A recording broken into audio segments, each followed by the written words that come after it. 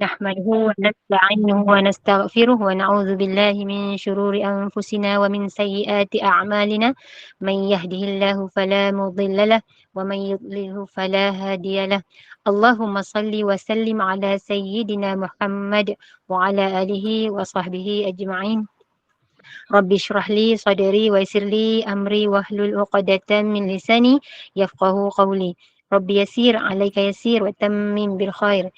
Assalamualaikum warahmatullahi wabarakatuh. Ahlan wa sahlan yang berbahagia Al-Fadhil Ustaz Muhammad Hafiz bin Muhammad Ibrahim kerana sudi bersama-sama dengan Gemenur Iman dalam kuliah duha hari ini dengan tajuk kita hari ini Fadilat awal 10 Zulhijjah dan pantang larang korban. Juga bersama-sama yang dikasihi para pencinta ilmu, sahabat-sahabat yang dirahmati oleh Allah Subhanahu Wa Taala yang telah bersedia di Google Meet.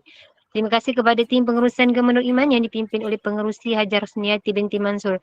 Jadi bagi memberkati kuliah kita pada pagi ini, marilah sama-sama kita membacakan umul kitab yang akan dipimpin oleh Al-Fadhil Ustaz untuk kita hadiahkan kepada baginda Rasulullah sallallahu alaihi wasallam, ahli keluarga baginda, para sahabat, para siddiqin, para syuhada, alim ulama, guru-guru kita, ahli keluarga kita serta muslimin dan muslimat sama ada yang masih hidup ataupun yang telah kembali ke rahmatullah. Bisiril Fatihah. أعوذ بالله من الشيطان الرجيم بسم الله الرحمن الرحيم الحمد لله رب العالمين الرحمن الرحيم مالك يوم الدين إياك نعبد وإياك نستعين اهدنا الصراط المستقيم صراط الذين أنعمت عليهم غير المغضوب عليهم ولا الضالين. Amin, amin ya rabbal alamin. Moga dengan istiqamahnya dan duduk kita di dalam halaqah ilmu, Allah kurniakan kefahaman, kurniakan keberkatan, kurniakan kerahmatan dan kebaikan. Saya dengan penuh ta'zim menyerahkan kepada Al-Fadhil Ustaz. Tafadhal, masykurah. Baik, terima kasih, syukran wa jazakillahu khairan kepada Puan Moderator. Bismillahirrahmanirrahim. Assalamualaikum warahmatullahi wabarakatuh kepada semua muslimin muslimat, jemaah keluarga Gemenur Iman. Alhamdulillah kita dipertemukan pada pagi yang penuh keberkatan pada hari terakhir bulan Zulqa'dah, 30 Zulqa'dah. Kerana malam tadi baru kita dapat makluman yang mana hari ini masih lagi dalam Zulqa'dah. Maka kita ada lagi peluang, terutamanya ibu-ibu sekalian, untuk kita bersedia nak menghadapi Zulhijjah. Dan kebetulan saya baru sediakan slide ni kerana Zuhur nanti insya-Allah ada kuliah Zuhur di masjid di Petani Jaya, Tengku Kelana Petra. Dan kebetulan baru siap semalam slide ni, petang semalam. Dan pagi tadi kebetulan Bonda Intan ada bertanya lah, ada kosong ke pagi ni. Jadi kita memang kalau pagi ni memang biasa free lah. Kita fokus kepada sama ada menuntut ilmu ataupun dapat slide ataupun sekadar ulang kaji lah, murajaah. Jadi dan kadang-kadang kalau ada peluang berkongsi dengan ibu-ibu sekalian, dapatlah bertemu. Maka Alhamdulillah pagi ni Allah telah aturkan pertemuan kita ni, mudah-mudahan bermanfaat dan kita bertemu lagi sekali setelah saya kira dah cukup lama lah terakhir kita bertemu masa Ramadan. Kita pernah bincang beberapa siri berkenaan dengan 100 sunnah dan juga saya tak silap pernah saya share juga berkenaan dengan amalan sunnah dalam Ramadan dan juga tentang raya sekali, tak silap tak silap. Jadi mudah-mudahan selama ni lah pertemuan kita ni bermanfaat dan kita dapat bertemu lagi sekali pada hari ini dan mudah-mudahan bermanfaat dan terus kita sama-sama istiqamah dalam ketaatan dan kebaikan. Mudah-mudahan Allah terima segala amal ibadah kita, insya-Allah. Amin. Jadi semua sihat insya-Allah. Alhamdulillah sihat. Mudah-mudahan semua sihat. Mungkin ada yang berpuasa pada hari ini, hari Isnin. Alhamdulillah, semoga istiqamah. Ya. Suara perlahan. Sihat alhamdulillah. Sampai tadi saya tak berapa dengar tadi mudah-mudahan semua. Alhamdulillah. Okey, baik. Alhamdulillah. Semoga istiqamah dalam kebaikan dan mudah-mudahan diberikan kesihatan yang berpanjangan insya-Allah supaya kita bersemangat dalam beribadah. khususnya insya-Allah. Jadi ibu-ibu, ayah-ayah yang dirahmati Allah Azza wa Jalla sekalian, terlebih dahulu saya ucapkan jazakumullahu khairan. Terima kasih kepada pihak pengurusan GNI, Gembantu Iman atas jemputan pada pagi ini. Jadi insya-Allah pada pagi ini seperti mana yang telah saya buka dalam slide tadi, saya buka balik. Kita nak bincangkan berkenaan kelebihan awal 10 Zulhijjah dan petang larang kurban.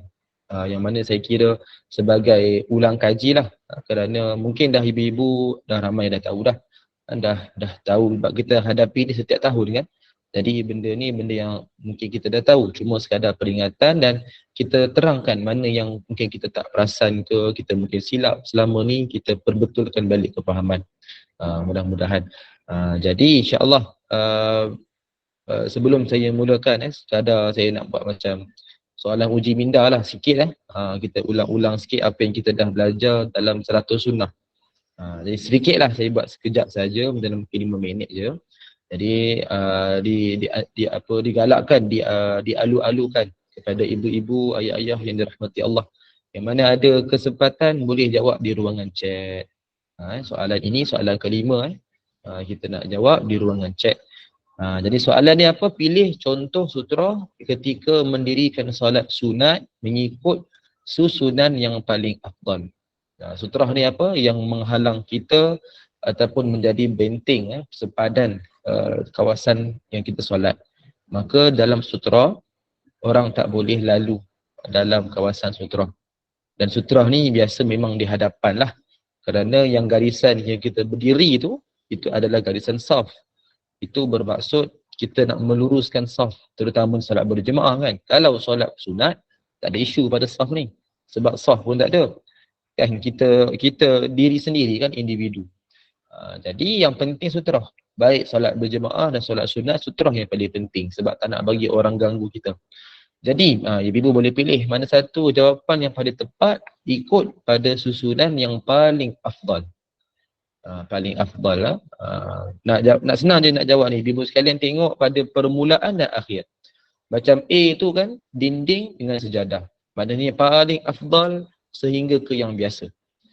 So kita cuba fikirkan, kita bandingkan mana yang paling afdal. Okay, kalau A tu dinding dan juga sejadah, ambil yang mula dengan akhir. B garisan saf dengan sejadah, C garisan saf dengan dinding, D ni dinding dan juga garisan saf.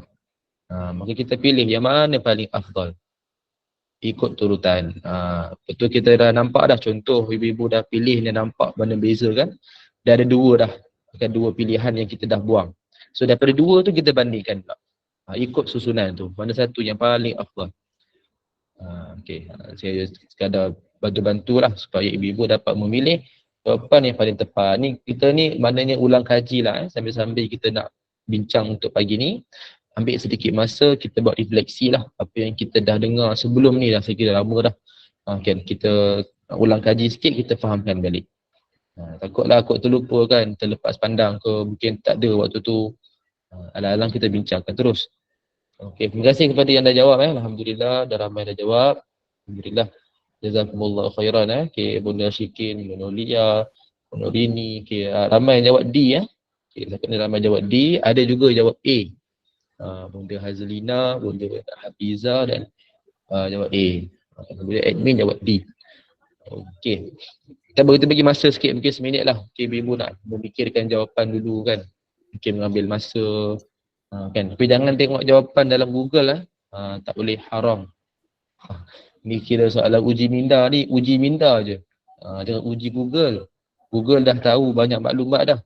Kan, jangan uji Google. Kita uji minda kita sahaja. Okay, maknanya jangan kita bincang apa-apa lah. Kita jawab sendiri insyaAllah.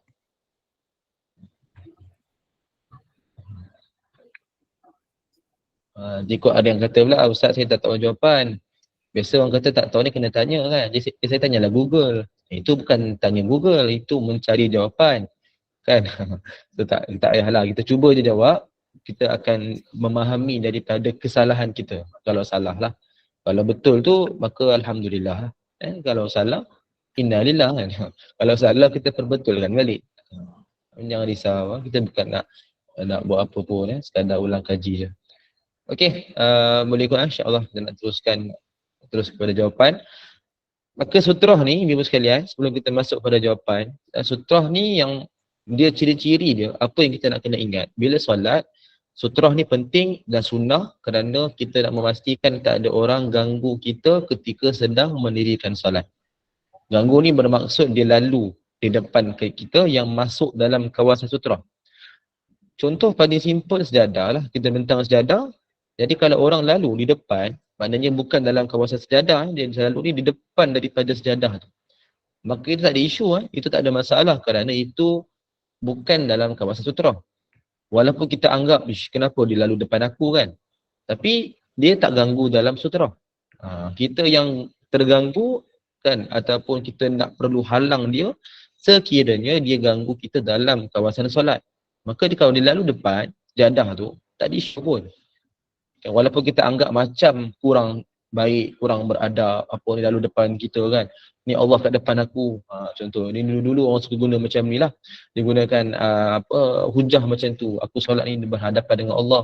So Allah dekat depan aku ni. Contoh, salah tu kan. Itu akidah kita yang salah tu.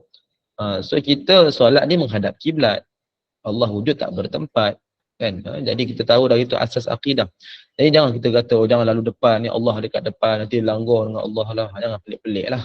Jadi bila orang lalu di depan sejadah tu tak ada isu. Walaupun kita nampak macam tak betul, macam tak beradab, tapi sebenarnya tak ada isu. Sebab sunnah dia fokus pada sutrah. Okey. Jadi kita nak pilih mana yang paling afdal. Kita tengok dulu antara dinding dan garisan saf. Garisan saf ni untuk kita meluruskan saf. Dinding ni lah yang depan kita. Kan? So kita nampak sangat jelas bahawa dinding itulah yang paling afdal. Okey, kita nampak dah yang maknanya A ataupun D. Sebab tu ada jawab A kan. Tengok pula hujung. Daripada ini tongkat sama. Okey. Tengok hujung dia sama ada garisan saf ke sejadah. Okey, cuba kita bandingkan. Kalau kita bentang sejadah, garisan saf kita maknanya dah tahu dah kita akan letak kaki di bawah sekali kan. Dan sejadah tu memang akan ada di sampai ke depan, maknanya kawasan sujud kita. Dia merangkumi. Kalau sejadah yang comel mini tu kan pun sama kita letakkan untuk meletakkan dahi kita. Maknanya wajah kita di atas lantai. Pun itu bermaksud kawasan sujud, kawasan sutrah. Kan walaupun kaki kita tak ada soft kat situ kan, tak ada kita berdiri atas sejadah tu sebab sejadah kecil.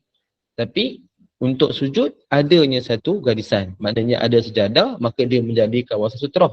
Maka orang nak lalu tu dia dah dapat agak, oh ni tak boleh lalu kat sini kan, ni sejadah ni. Pada tengah solat, maknanya lalulah depan sejadah tu. Ataupun lalulah terus kat belakang, lagi senang, tak mau ganggu kan. Jadi itu kaedah. Maka kita nampak, ini kita bandingkan sejadah dengan garisan saf, maka lebih afdal adalah sejadah. So secara automatik maknanya D lah, dodol ataupun dadu. Apa lagi? Dinding. Itulah jawapan dia. D ya, D. Jadi tahniah dan terima kasih kepada yang betul. Yang salah jangan menangis tepi bucu katil. Jangan risau. Ada lagi peluang kita perbaiki. Sekadar saya nak ulang kaji lah sikit sebab mungkin ada kita tak perasan tentang sutrah ni. So saya bincangkan sikit. Ni maksud sutrah. D untuk durian. Durian Saya tak sebut durian takut sebab takut ada orang terliur. Itu yang saya sebut dinding. Saya sebut dinding kan. Ada apa sebut dadu. Memang terfikir dah durian tu. Sebab saya tahu mungkin ada yang puasa. Tu ada yang sebut dadu puasa tu. Saya tak nak sebut. Takut mengundang fitnah kan. Menyebabkan tercabat iman. Pagi lagi ni kan. Itulah tak nak sebut tu. Tapi tak apalah. Admin dah sebut. Kita sokong je lah. Di belakang tabir. Okey baik. Baik. So tahniah kepada semua yang betul. Alhamdulillah. Semoga kita dapat manfaat. Okey, kita terus pada perbincangan kita pada pagi ini. Okey. Okey, ada yang tak tutup mic siapa tu ya? Admin. Admin tak perasan. Alamak. Okey, dah terima kasih Okey, tak apa. Admin saya sekala ni saya saja gurau-gurau lah tu kan. Okey. Baik, kita tengok kepada terus perbincangan Okey, kelebihan awal 10 Zulhijjah dan juga pantang larang korban. Kita akan bincangkan dari 3 sudut. Pertama, mukaddimah dulu. Kemudian kita bincangkan tentang 10 hari yang aula ataupun yang awal. Dia bukan typo tu. Aula maknanya 10 hari yang lebih baik, lebih utama. Ni nama glamour sikit lah. Itu apa? Bincang tentang 10 Zulhijjah lah, 1 hingga 10. Yang ketiga, pantang larang korban. Ni sekadar kita ambil poin-poin penting. Hikmah ni tak ada. Di hikmah ni saya tak sempat buat. Tapi kita boleh ambil hikmah ni secara umum lah. Maknanya kita ingat balik ibadah korban ni sebagai satu syariat yang kita imbas balik kisah pengorbanan Nabi Ibrahim AS, Nabi Ismail AS kan, kisah yang melibatkan mereka berdua itu secara khusus. So kita tahu dah, sedia maklum benda tu. So kita nak fokus pada 3 tu saja. Awal, 3 awal mukaddimah, kemudian 10 hari yang terawal 10 Zulhijjah ni, dan pantang larang korban. Kita lihat terus kepada mukaddimah. Mukaddimah permulaan ataupun pendahuluan, pengenalan. Okey. Yang mana ibu-ibu boleh lihat dalam hadis yang saya paparkan. Ini hadis yang kita jadikan sebagai satu keutamaan ataupun satu bukti bahawasanya 10 hari yang terawal Zulhijjah adalah 10 hari yang dinanti-nantikan. 10 hari yang adanya kelebihan. Apa yang Nabi sebut ni, hadis ini daripada Ibnu Abbas, Abdullah bin Abbas radhiyallahu anhuma. Bila kata Nabi SAW bersabda, tiada hari-hari yang amalan soleh yang paling disukai oleh Allah untuk dilakukan melainkan hari-hari ini. Ini baginda memasukkan 10 hari terawal Zulhijjah. Para sahabat bertanya, wahai Rasulullah, walaupun jihad fi sabilillah tidak dapat menandinginya. Baginda bersabda, walaupun jihad fi sabilillah tidak dapat menandinginya, kecuali seorang lelaki yang keluar berjihad bersama hartanya, kemudian dia langsung tidak kembali. Maknanya syahid fi sabilillah, syahid di jalan Allah. Ini khusus berkenaan dengan perang. Okay, ini hadis yang sahih riwayat Al-Bukhari nombor 969. Okay, hadis inilah yang menjadi tentang satu keutamaan 10 Zulhijjah, 1 hingga 10 Zulhijjah, yang disebutkan utama. Nabi melebihkan ia daripada dengan keadaan seorang yang pergi jihad fi sabilillah. Maknanya sekadar dia berjihad tapi tidak syahidlah fi sabilillah tu. Kan contoh dia berjihad pergi berperang kerana Allah kan. Kemudian jihad yang merangkumi juga iaitu dia pergi menuntut ilmu kan, berjihad fi sabilillah juga, merantau jauh-jauh. Ilmu yang mana ilmu yang memberikan manfaat lah, sama ada ilmu agama ataupun ilmu akademik dan sebagainya. Tapi ada manfaat, ada kegunaan untuk diri dan juga masyarakat.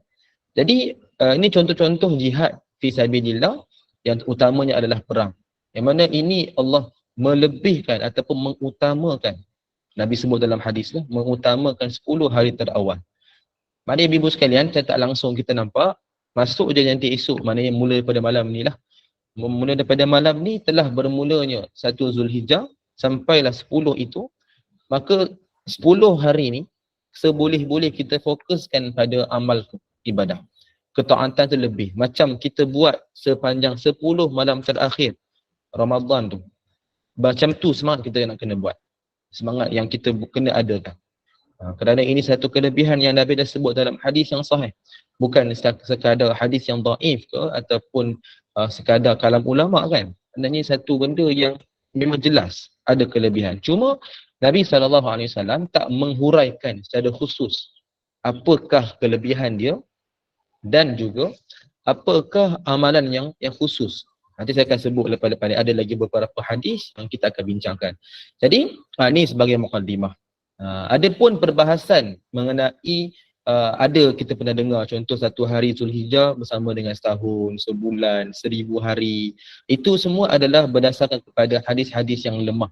Hadis yang dhaif lah. Hadis yang dhaif yang kita boleh ambil sebagai fadilat.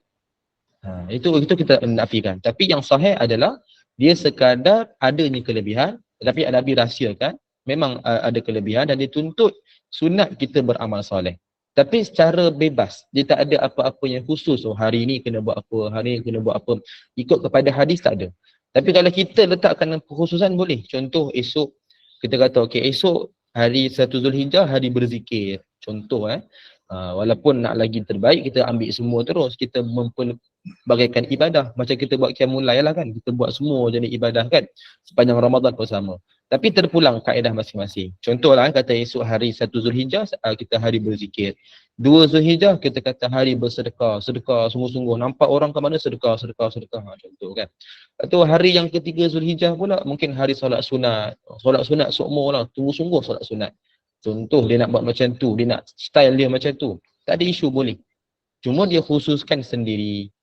Kan tak ada masalah. Memang ada keluasan. Itu yang kita nak kena faham. Kalau ada yang sebut, okey buat macam ni, macam ni. Lepas tu dia kata contoh, dia kata kita nampak poster, dia kata okey kalau buat macam ni, dapat kelebihan macam ni. Okey, itu memang kita jelas bahawa ia bukan daripada hadis yang sahih. Sebut okey hari 1 Zulhijjah 10 hari sama dengan 10 hari kelebihan. 9 Zulhijjah hari Arafah sama dengan 1000 hari, 1000 bulan. Contoh itu memang tidak sahih lah. Kalau ada pun daripada hadis yang dhaif. Kalau ada pun. Tapi sekadar motivasi. Jangan kata oh ni Nabi sebut, ni Nabi yang suruh. Yang suruh adalah amal soleh bebas. Tak ada khusus. Dan itu yang kita nak kena faham. Sama juga dengan 10 malam terakhir. Kalau kita orang dah meramal, okay, tahun ni confirm 23 Ramadan. So itu benda yang tak boleh kita percaya langsung.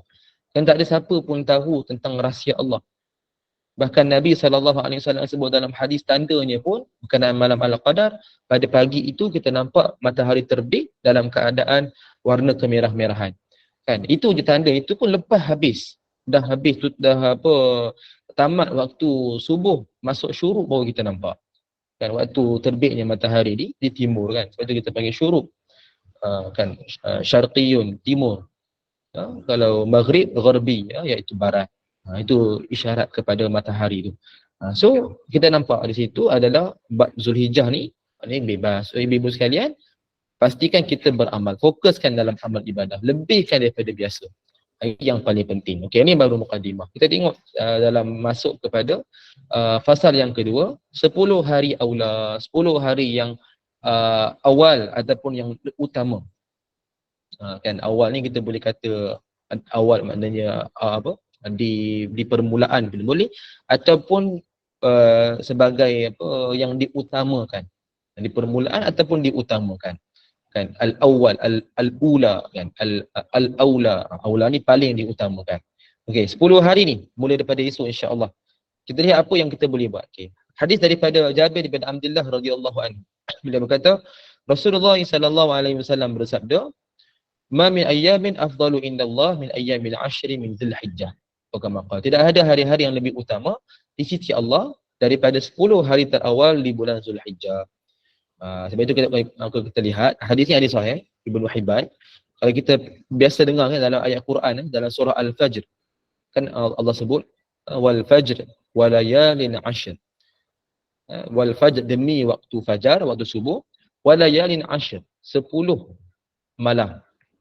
10 malam ni kalau ikut kepada para mufassirin, majoriti jumhur ulama menyebutkan ia adalah 10 Zulhijjah. Wal fajr wa layalin 'ashr, 10 yang terawal pada Zulhijjah, pada malam. Walaupun ada juga pandangan menyatakan 10 terakhir Ramadan, itu Al-Qadar lah kan. Tapi ada pandangan yang paling kuat adalah berkenaan walayalin 'ashr, 10 berkenaan Zulhijjah. Yang mana kita utamakan pada malam. Sebab siang kita nak beribadah agak mencabar.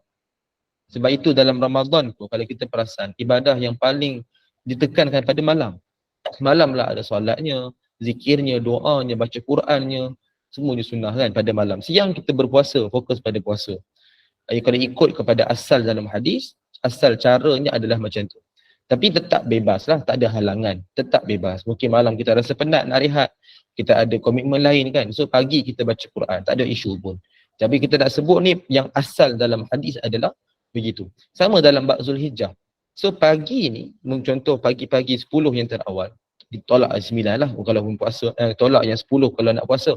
So kita berpuasa pada 9 hari. Contoh nak puasa straight pun boleh atas dasar dalil umum beramal soleh. Tapi sebab ada hadis yang menyebutkan Nabi tinggalkan juga. Ada hari Nabi berbuka, ada hari Nabi tidak Nabi berpuasa. So sebenarnya benda ni ada satu keluasan lah. Jadi yang penting 10 yang terawal, kalau nak puasa contoh 9 yang terawal, kita fokus. Lagi-lagi pada hari yang ke-9. Itu yang paling penting. So terpulang ibu-ibu sekalian, nak buat macam mana? Nak puasa straight kalau mampu, tak ada mudarat, silakan. Boleh ambil dalil umum. Ataupun nak ambil selang-seli ikut cara Nabi Dawud AS pun boleh. Ataupun nak lagi senang ambil Isnin Khamis je lah Ustaz. Kan letih lah, tak apa, boleh. Tapi fokuskan pada 9 Zulhijjah iaitu Rabu minggu hadapan. Itu memang kena fokus. Itu paling penting. Itu paling penting yang kita patut amalkan. Jadi ini hadis yang pertama, kita nampak tentang kelebihannya yang kita patut dapatkan. Dan bab juga sama kita nak sebut, sepanjang awal Zulhijjah ni juga secara khusus lah, kita dah tingkatkan ibadah, automatik sepatutnya maksiat itu berkurangan. Ibadah dengan maksiat ni, jadi kita boleh kata macam percentage yang berkongsi, peratus yang berkongsi. Kalau sepatutnya ibadah dia bertambah, maksiat akan berkurang. Dan sama sebaliknya, kalau maksiat itu ataupun ibadah tu kurang, maksiat itu bertambah. Jadi kalau kita nak tahu, tanda ibadah kita ni ikhlas lillahi ta'ala, Allah terima ke tidak, ada kesan pada kita ke tidak, lihatlah diri kita, bila mana kita dah beribadah, adakah ia mampu mengelakkan maksiat. Contoh, ibu sekalian, paling simple contoh. Katalah selama ni, jenis kita ni, perangai kita ni melewatkan solat tanpa sebab.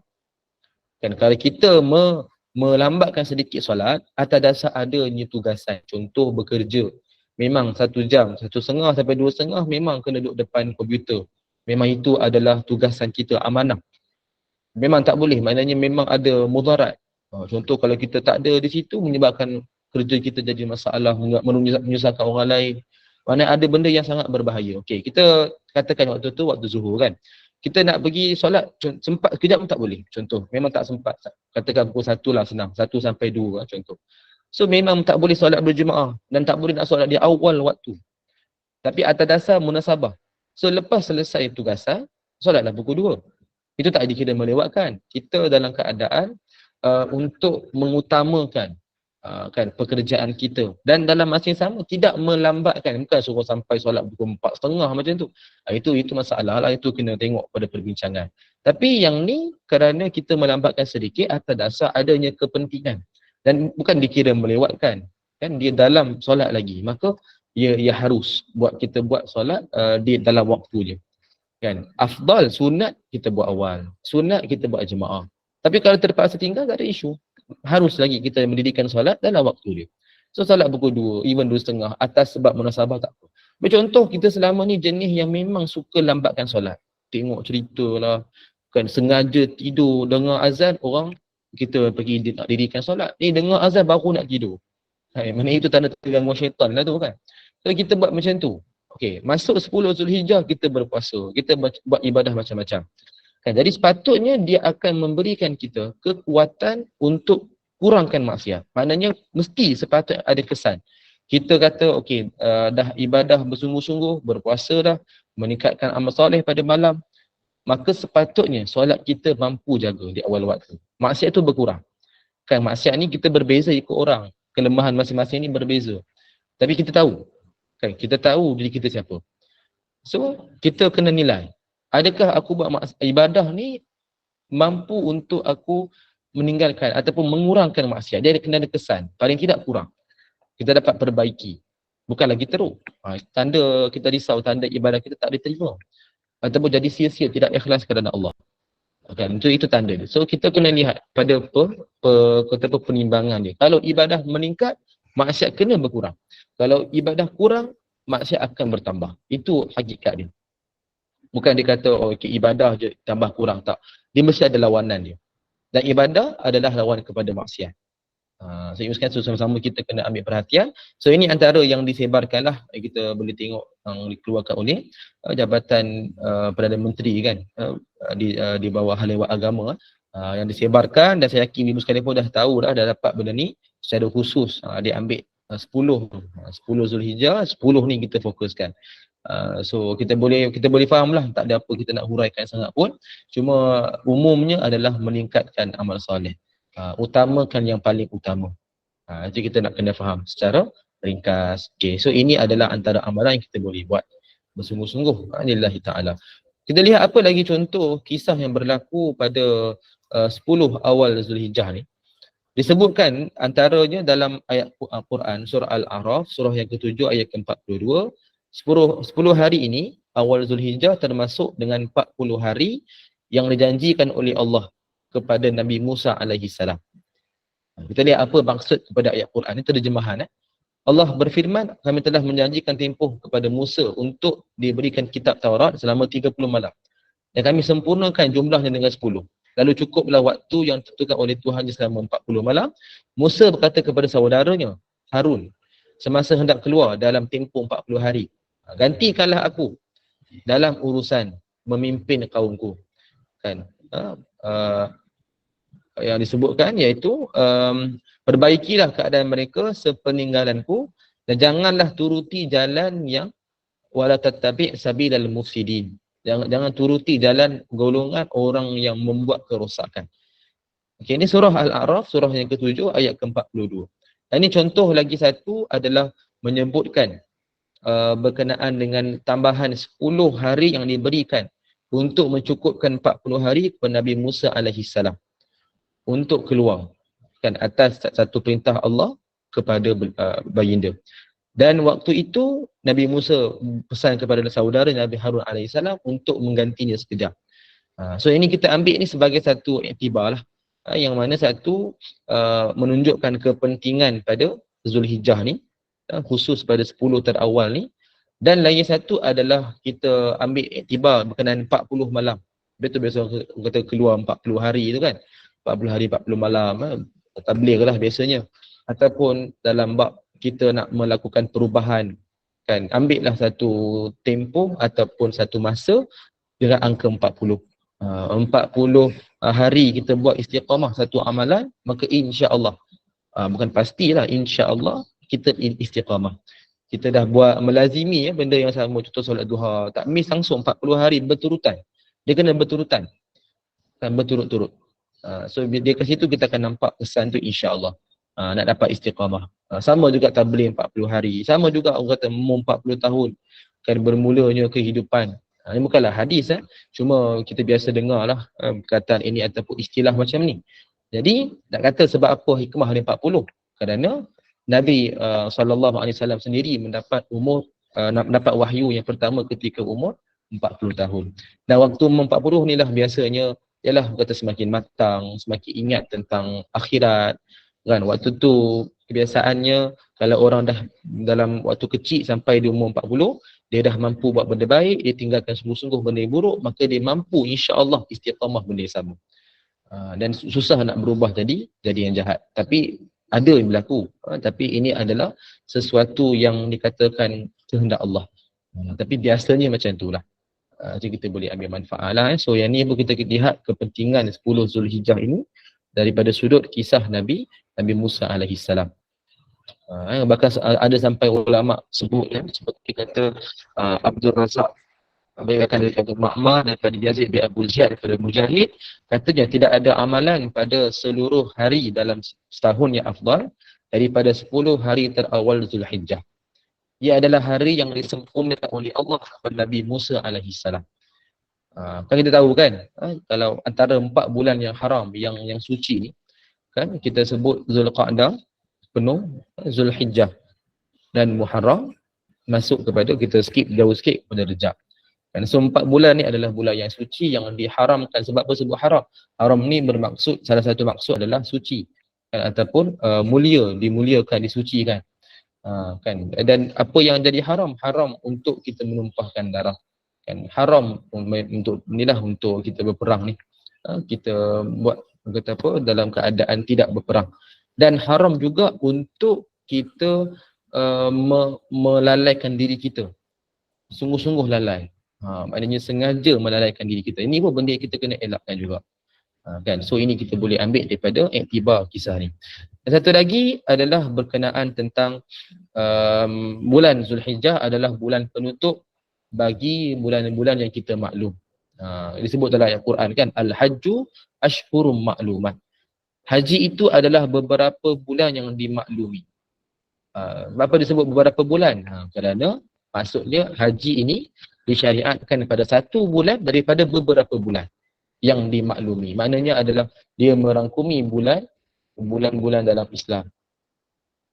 Itu yang kita boleh ambil faedah, mari kita boleh faham macam itulah.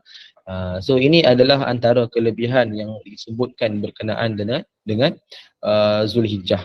Jadi kita nampaklah di situ ibu sekalian, apa kesimpulan? Pastikan ibu sekalian kita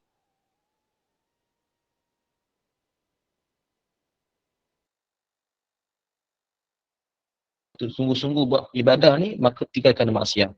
Kan dia akan jadi automatik lah. Dan kita perlu juga untuk meletakkan kata niat untuk kita berpuasa sunat pada hari Arafah.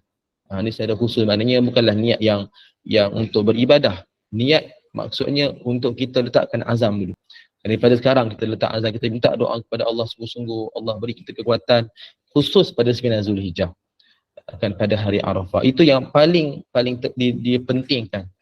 Sampaikan, kita tahu hadis yang cukup masyhur yang disebutkan mafhumnya adalah diampunkan dosa yang setahun yang lalu dan juga setahun yang akan datang. Kan? So ini menunjukkan kelebihan lah walaupun berpuasa sehari. Tapi hadis itu hadis yang masyhur daripada Nabi SAW. Maka kita nampak kelebihan itu khusus. Maka itu kita sangat pentingkan. Hari-hari lain pun kita buat persediaan. Daripada bila? Khusus daripada esok lah. Tapi kita teruskan beramal dalam kebaikan. Okay, kita masuk kepada satu lagi subtopik, iaitu berkenaan pantang larang korban. Okay, saya tak nak bincang panjang-panjang sangat. Cuma ibu-ibu sekalian boleh baca di ruangan slide tu. Ini hadis yang hadis-hadis berkaitan lah. Kita akan bincang dalam beberapa pantang larang korban yang kita patut perhatikan. Kalau berlaku di tempat kita, maka tegurlah. Saya yakin ibu-ibu sekalian ramai dah ambil bahagian dalam ibadah korban. Antaranya sekadar ulangan balik, pastikan yang mana melibatkan diri dalam korban hari ni sebelum maghrib. Bukan waktu maghrib juga baru kita nak buat. Bahkan kalau boleh pagi ni lagi baguslah. Takut terlepas pandang, terlupa kan. Hari ni pastikan dah siap-siap potong kuku, kita dah siap-siap potong rambut bagi yang perlu. Kemudian termasuk bab-bab cukur juga apa yang patut semua. Kita buat awal-awal, masuk Zulhijjah jadi makruh. Kerana apa? Itu akan menjadi saksi atas pengorbanan yang kita buat. So dia bukan kata haram. Ada yang sampaikan satu text message sampai dia kata dilarang kan. Betul bila ditanya kata haram. Kan berdosa pula. Dia bukan sampai haram lah. Dia makruh kerana dia meninggalkan sunnah. Jadi kita kena faham bab larangan ni bila sebut larang tak semestinya haram. Dalam hadis, kebanyakan larangan adalah makruh. Dalam Quran, kebanyakan adalah haram. Sama dengan perintah. Perintah ni ada sunat, ada wajib. Dalam Quran, kebanyakan adalah wajib. Termasuk tadi, haji tu, al-hajju ashhurun ma'lumat. Itu pun wajib. Hukum asalnya wajib. Tapi dia adalah dia punya penghuraian dia kan, ataupun penjelasan. Man istata'a ilaihi sabila. Yang mampu, istita'ah, adanya kemampuan untuk dia menunaikan haji. Maknanya di sini tidak menjadikan dia mudarat. Dia kalau ada keluarga maka dia tinggalkan nafkah yang secukupnya, kan, perkara yang asas kepada keluarga ini, tidak meninggalkan hak mereka. Dan so dia perjalanan pulang pun tidak ada sebarang mudarat. Dia mampu, ada kudrat. Maka kita fahamkan maksud tu kan. Jadi memanglah wajib tapi adalah dia punya kriteria. So dalam sunnah pula, dalam hadis kebanyakan adalah sunnah. Dia sebut sunnah tu. Kan sebab kebanyakan gaya kehidupan Nabi sallallahu alaihi wasallam yang Nabi buat atas dasar Nabi sebagai seorang Nabi adalah benda yang sunat. Kecuali kalau Nabi menjalankan perintah Allah. Itu adalah kebanyakan adalah wajib lah. Nabi berpuasa Ramadan, Nabi mana yang dalam Quran ni. Puasa Ramadan kan, Nabi apa lagi? Nabi melaksanakan haji, Nabi mendirikan solat fardu, maknanya benda-benda yang wajibnya lah, yang asas. Semua dalam Quran ni. Nabi buat memang jadi wajib. Memang sebabkan dia wajib. Tapi Nabi buat sendiri, contoh puasa 10, puasa 6 pada bulan Syawal. Contoh beramal soleh pada 10 yang terawal. Walaupun ada yang Quran juga disebut tapi tidak diperincikan lah. Dalam hadis Nabi perincikan. Semua ini jadi sunat. Tapi kita pentingkanlah sebab inilah menjadi satu kita kata apa, tempoh satu peluang yang cukup baik, penting, keemasan untuk kita menampung kekurangan pada kefarduan. Kan kita ambil manfaat tu. Okey, baik. So kita lihat terus kepada pantang larang korban, pastikan ibu-ibu take note benda ni. Saya dah sebut tadi dah, pantang larang tadi adalah kita jangan kutik kuku, potong rambut masa masuk esok lah. So hari ni settlekan siap-siap. Dan ini antara yang lain, pantang larang korban ini adalah yang sesuatu yang haram, iaitu menjadikan daging korban sebagai upah pekerja. Berkata Prof. Dr. Wahbah Al-Zuhairi dalam kitab dia Al-Fiqhul Islam wa Adillatu, jika diberikan kepada penyembelih dari apa yang dikorban disebabkan kefakiran ataupun hadiah, maka tak mengapa. Itu tak ada masalah kerana dia masuk dalam kategori fakir dan miskin lah kan. So itu memang itu hak dia, 1/3 memang itu hak mereka tu. Dan mereka hak kepada semua fakir miskin yang ada tu.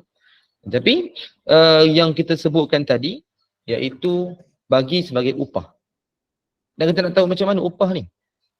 Setiap perkhidmatan wajar kita kenakan upah. Kan, termasuk kita memanggil ataupun bagi mengupah lah kan. Kita memanggil, menyuruh seorang lelaki, petugas ini untuk dia terlibat dalam korban tu. Baik dia menyembelih ke, dia melapah ke, kan, dia agihkan pun dikira sebagai satu pekerjaan lah, perkhidmatan. Jadi dalam perkhidmatan kita dibayar upah. Kecuali pada sebelum dimulakan ibadah tersebut, dia memang mengatakan, tak apa, saya buat ini lillahi ta'ala, berkhidmat lillahi ta'ala. Contoh yang biasa ni adalah AJK Masjid lah. AJK Masjid dia kebanyakan macam tu. Walaupun ada tempat dia memang berikan sebagai satu upah. Dan sebab apa? Sebab kalau pekerja luar dia bayar upah, kenapa AJK Masjid tak bayar upah? Maknanya dalam bentuk duit dan sebagainya lah kan. Upah dalam bentuk lain. So ada tempat dibuat, dibagi juga, dia sama ratakan. Walaupun AJK pun kita bagi juga, kita raikan, bagi upah juga. Sebab dia terlibat juga dalam urusan ni. Ada orang dia mengatakan, oh ini AJK. Maka AJK tak perlulah bagi upah. Dia memang itu tugas dia. Dan waktu itu AJK itu pun dia buat dan dia redha. Maknanya dalam keadaan dia terima atas alasan dia sebagai seorang yang ada amanah, ada tugas, dia jadi AJK, maka dia tak nak terima. Kan dia redha lah. Walaupun mungkin dia nak, tapi dia redha lah. Tak apalah, aku tak terima. Okey, terima apa? Upah. Lepas selesai korban, maka diberikan kepada AJK tu, tapi atas kuota di fakir miskin. Maka tak ada masalah. Kan atas kuota hadiah kepada orang yang kaya, maka tak ada masalah. Itu tak ada, maka kita kena bezakan. Upah tak boleh. Upah kerja. Sebab itu pentingnya akad. Kan, pentingnya satu akad yang kita nampak jelas, kita dengar dan tahu. Maklum. Kan, ibadah korban, kita tahu okey, haiwan kita yang mana kita saksikan itu yang terbaik. Sebab biar jelas. Ni kalau kita mencampur adukkan saja, kita tak nampak pun, maka takut ibadah tak sah. Kan? Contoh yang biasa berlaku, kita wakilkan kepada orang yang melakukan korban. Kadang-kadang kita just serahkan duit, betul kita kata, okey buatlah apa yang patut. Dia bukan macam tu. Maka dia bukan sedekah biasa. Kita nak menentukan dulu. Kan, mana kita punya, kita kena tahu. Dan sebaik-baik ada akad yang jelas. Kita wakilkan, okey. Walaupun tak sebut formal pun, tapi kita kata, okey, saya wakilkan encik tolong uruskanlah ni lembu saya. Mana dia tahu mana lembu dia tu. Ni lembu saya, dia saksikan lembu tu. Maka dia kata, okey saya wakilkan encik untuk uruskanlah, untuk menyembelih, untuk mengagihkan. Maknanya dia berikan sebab itu hak dia. Hak kita lah yang ambil ibadah korban ni. Walaupun yang memang kita order dekat masjid dan sebagainya, tapi tetap duit itu kita yang bayar. Kan, beras kita beli, kan, contoh. Ni korban kita punya. Kita yang bayar. So kita, maknanya kita punya hak lah. Dan kita kena wakilkan kepada mereka. Dan kita ada hak nak buat sendiri. Kita nak sembelih sendiri. Boleh. Sebab itu pentingnya akad biar nampak jelas. Ni kalau kita sekadar bayar duit, lepas tu tak tentukan apa-apa pun haiwan apa. Lepas tu kita kata serahlah pada masjid, masjid buatlah apa yang patut. Masjid buatlah apa yang patut. Itu yang masuk poket tu. Dah kata masjid bola apa yang patut, bagi pula dekat AJK yang tak pernah datang solat berjemaah contoh kan. So dia pun kata okeylah, betul Haji kata ni buat apa patut betul. Kan. So saya masukkan dalam poket lah. Itulah yang patut bagi saya. Kan, sebab akad tak jelas. So sebut dengan baik, sebut dengan jelas. So, ini antara benda yang penting lah kita kena ambil perhatian. Ibu-ibu boleh bacalah hadisnya, saya tak nak pecah panjang, takut tak sempat nanti. Saya nak ringkaskan saja secara point. So ni boleh ambil point dia, boleh ambil dia punya hadis, boleh snapshot, screenshot gambarnya dan boleh simpan sebagai satu rujukan. Pastikan nanti masa korban ni semua yang kita pakai. Jangan kita buat. Kan, kalau ada orang buat tegur. Aku contoh kalau dia buat, sebab ada orang tak faham lagi hukum ni. Tak faham lagi. Kan, bahkan baru-baru ni saya terlibat dengan satu program sembelihan di masjid di KL, Abu Ubaidah. Waktu tu pun ada lagi soalan-soalan yang macam ni. Yang masih dianggap biasa. Masih dianggap normal. Sedangkan salah. Sebab tu penting kita kena tahu dulu, lagi-lagi ibadah ni kena tahu. Kan baru kita buat. Jangan kita mandai-mandai. Takut kita pun tak tahu, bagi pada orang pun dibuat ikut suka hati dia. Time sembelih sempat lagi letakkan batang rokok kat mulut contoh kan. Kita pun rasa lah normal lah tu. Ini kita buat ibadah ni. Mana boleh diinginkan dengan maksiat? Kan, so betul ke ibadah ni ke sekadar adat je? Ke sekadar okey masuk ni adat kita potong, kita sembelih lembu. Bukan adat. Adat tu boleh katalah dia tak terikat dengan syarat yang ketat. Tapi ibadah ni tak. Dia kena jelas. Dia ada dia punya syarat sah dia. Tak ikut syarat sah, tak sah ibadah tu kan. So ini antara yang kita kena perhatikan lah ibu sekalian. Ini yang ni pertama kan. Jangan jadikan daging korban sebagai upah. Tapi pastikan akad tu jelas. Kalau orang AJK tak nak terima, dia lillahi ta'ala, dia kena declare. Declaration tu kena ada. Sebab tak nak jadi macam upah. Dia tak declare, dia buat kerja dia, kemudian dia dapat atas kuota apa pun tak tahu.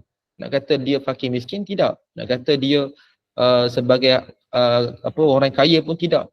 Nak kata kepada orang ramai pun tidak. Contohlah, maknanya dia tak jelas. Dia ambil daripada sumber mana. Takut dianggap, oh ni upah saya. Orang yang terima tu. Dia anggap ni upah saya. Biasa orang anggap macam tu. Kan, dia tak ada apa-apa upah. Lepas tu dia bagi ni. Okay, so dia anggap, oh saya dapat special sikit lah.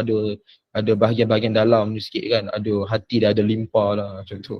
So dia akan ada mindset macam tu. Sebab itu penting. Lagi-lagi pengurusan baik surah masjid lah yang biasa diuruskan ni.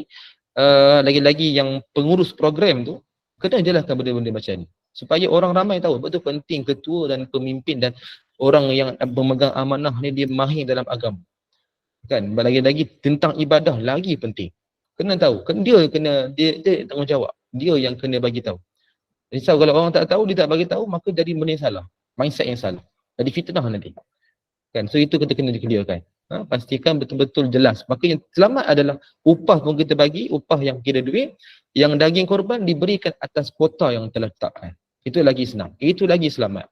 Kita hargai walaupun AJK tapi dia tetap membantu kita. Hargailah. Kan, daripada sudut bagi upah. Maka kita ambil duit untuk uruskan di Masjid Surau pun memang dah ada dia punya, kita ambil lebih sikit kan untuk kos pengurusan. Maka kos itu kita gunakanlah untuk beri kepada orang yang terlibat ni. Kenapa nak kata jimat kos? Lepas tu nak masuk dalam masjid, jadikan tabung yang umum. Sedangkan boleh kita bagi habiskan dalam bab korban ni. Lepas tu biar benda tu jelas. Kan sama juga tabung ibu sekalian, tabung bila kita dah asingkan tabung anak yatim contohnya, tabung anak yatim, tabung fisabilillah, tabung pembangunan masjid, semua ni kena ada rekod yang asing. Tak boleh okey tak cukup ambil sikit tabung anak yatim masuk dalam tabung masjid. Ambil sikit tabung jenazah masuk sikit dalam tabung van pula. Van jenazah contoh, tak apa lagi itu jenazah yang sama kan. Ambil tabung dalam contoh tabung pembinaan masjid baru masukkan dalam masjid yang lain pula. Kan, padahal orang memberikan sedekah untuk masjid yang tu. Kecuali kalau dia kata masjid di sekitar Selangor, itu tak ada masalah. Dia kalau kata masjid Bukit Rahman Putra, maka dia fokus pada yang tu. Ni ambil yang tu dimasukkan dalam masjid lain pula. Ambil surau lain pula. Maka dia satu benda yang tidak patut kerana kita telah melakukan penipuan. Tak langsung menipu. Orang dah berangkat, dia berikan sedekah untuk masjid tu. Maka dia terima pun untuk masjid yang tu. Mana boleh berikan masjid lain, terimanya masjid lain. Kan? Dan kenapa jadi macam tu? Kerana orang yang menguruskan, yang menerima itu, dia telah memutar balik. Kan? Nampak benda simple, tapi ni benda kita kena perhatikan betul-betul. Jangan kita ambil sewenang-wenang dalam bab ibadah. Takut jadi maksiat. Kita masuk pada yang kedua. Mengambil daging korban tanpa izin. Daging korban kita kena ingat ini sekarang. Ni ada hadis ni, hadis Sahih. Yang mana dia milik pembuat korban, bukan milik masjid. Jadi sebab itu pihak pengurusan masjid, dia tak boleh mengagihkan suka hati. Sebab itu kena ada akad yang jelas. Dia kena wakilkan. Dia kena bagi tahu. Kalau kata orang yang memberikan, orang yang ambil bahagian, dia tak bagi tahu apa-apa, dia diam, tercegak je. Kita yang ada uruskan, kita bagi tahu lah. Okey, saya nak buat macam ni, saya nak buat macam ni. Kan, Encik reda tak betul apa nak terima tak apa yang saya buat ni. Kan, terangkan. Jangan ambil kesempatan. Kan, dia sama macam bab muamalat lah, buat macam jual beli lah. Sama. Kan, dia tak boleh ambil kesempatan. Suka hati kita ambil, agihkan terus, tak minta izin dulu. Kalau dia wakil, dia bagi tahu saya tak apa. Untuk dia kata okey, sembelih pun encik buat, lapah pun sama, agihkan pun encik tengoklah. Kan, maknanya betul-betul disebut, dia kena declare benda tu. Terpulang sama ada waktu pada pagi nak korban itu ke, ataupun waktu dia dah nampak haiwan tu, dia dah tahu, dia dah saksikan haiwan tu, dia dah bertemu dengan kita yang nak uruskan. So dia bagi tahu, okey, ni haiwan saya wakilkan kepada encik untuk menyembelih, melapar dan mengagihkan daging korban. So jelas, tak ada masalah.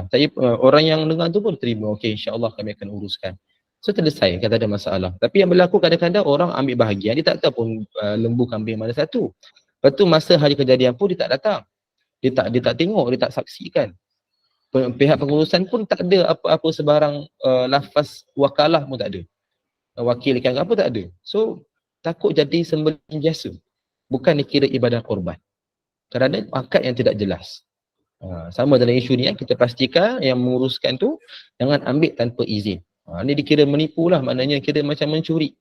Macam dalam hadis ni disebutkan. Kan, kita ada baki, simpan kat rumah dan berikan kepada orang yang maknanya kita boleh manfaatkan. Jangan kita mencuri diam-diam, jangan kita membazirkan. Kan, jangan sampai kita ambil mudah sebab ni ada daging korban yang buat lillahi ta'ala, di syariat pada ibadah pada hari raya korban. Kan, kalau buat hari lain jadi sembelihan biasa. Kan, macam kita bayar zakat lah. Walaupun nilai sama, tapi hari tu membezakan. Kan, hari, tempoh dia, masa, syarat dia membezakan. Bagi duit yang sama, tapi pada hari 2 Syawal, 3 Syawal, maka dah tamat tempoh. Jadi sedekah biasa. Kan, membezakan, sama dalam bab korban. Okey, yang ketiga, sembelihan tanpa ihsan. Hadis ni, kalau kita perasan, Nabi sebut 2 benda yang paling penting. Bawah tu, dalam baris yang keempat. Apabila kamu mahu menyembelih, maka perelokkanlah penyembelihan itu. Kan, perelokkanlah. Fa'ahsinu zibha. Elokkanlah. Apa yang nak kena buat?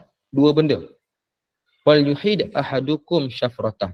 Dia menajamkan mata pisau. Wal yurih zabihatah.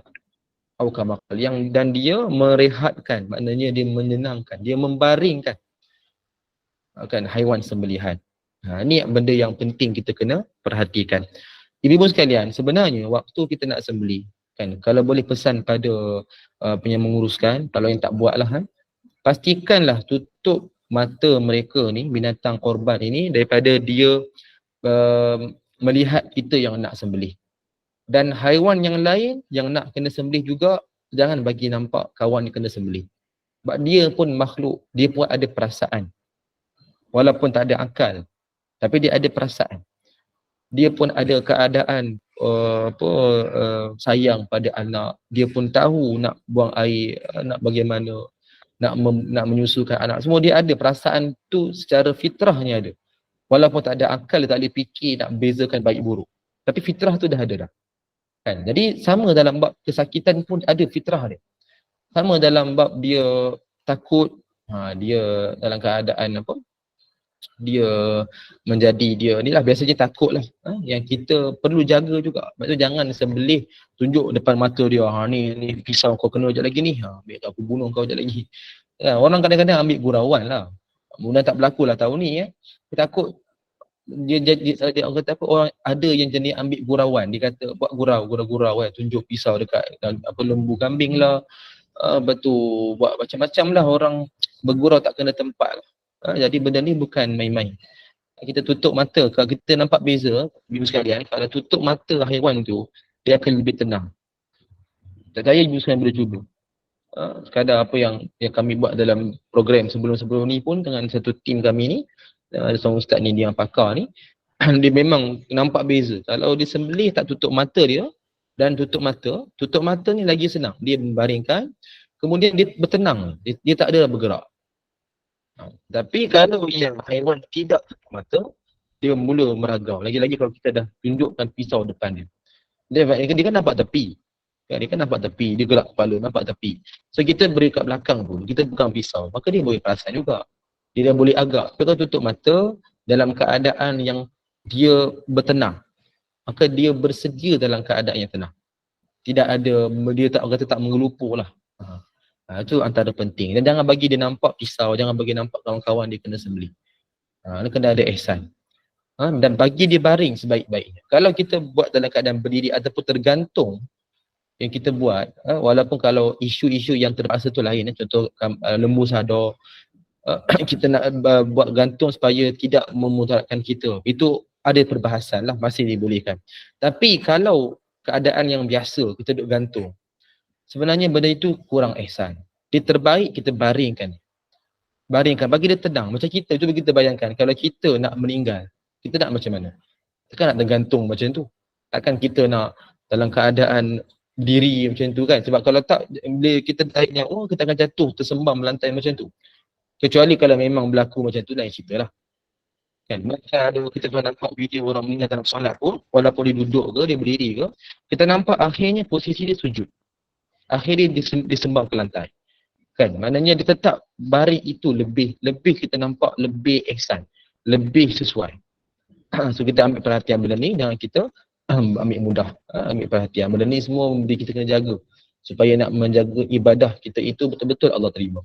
Kemudian ni berkongsi binatang pun tak boleh. Ketua keluarga nak berkongsi dengan keluarga dia tak ada masalah.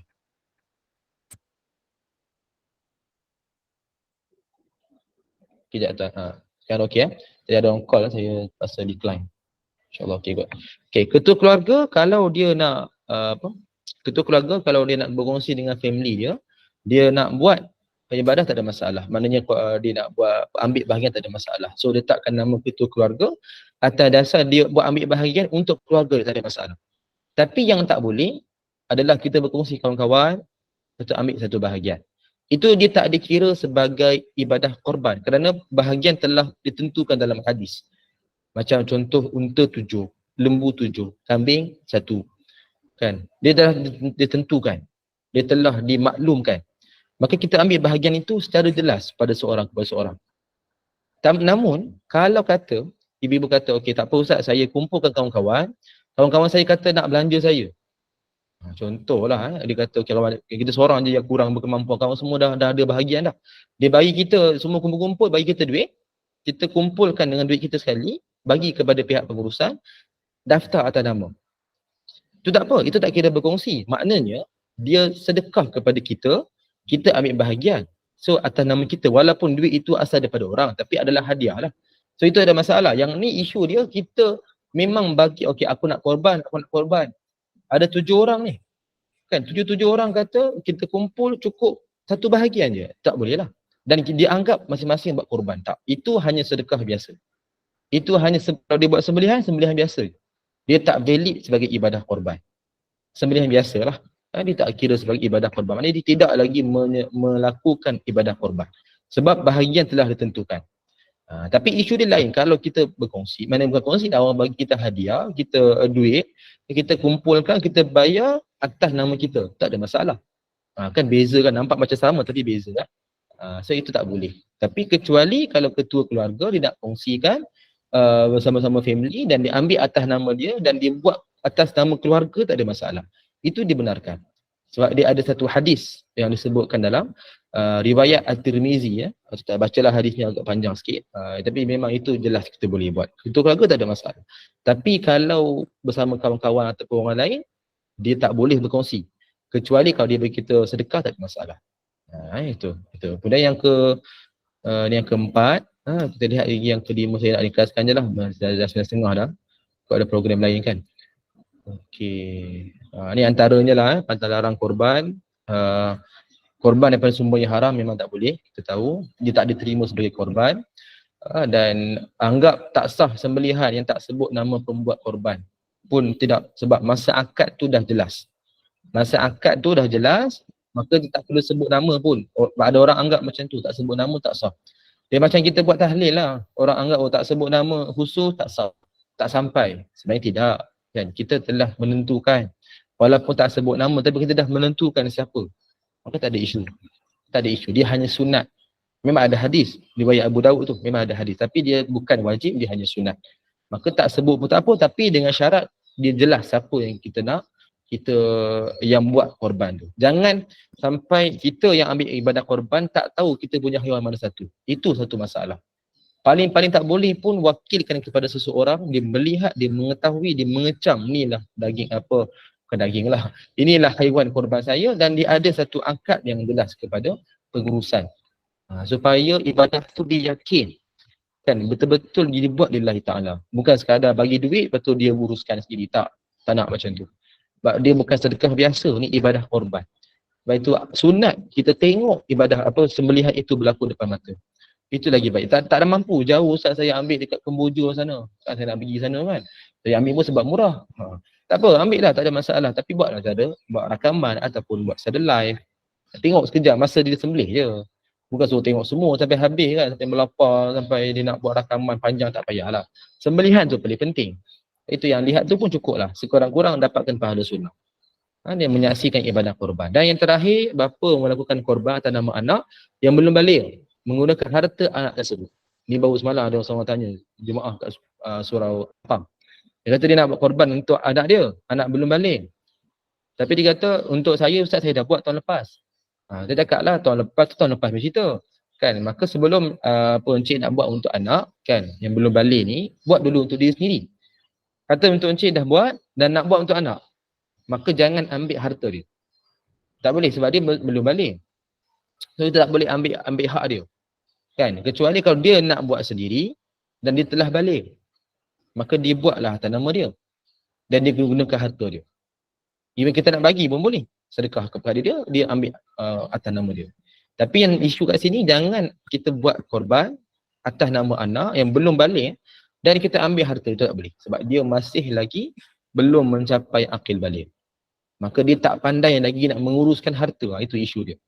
Macam harta anak yatim lah. Kan? Dia tak pandai uruskan lagi.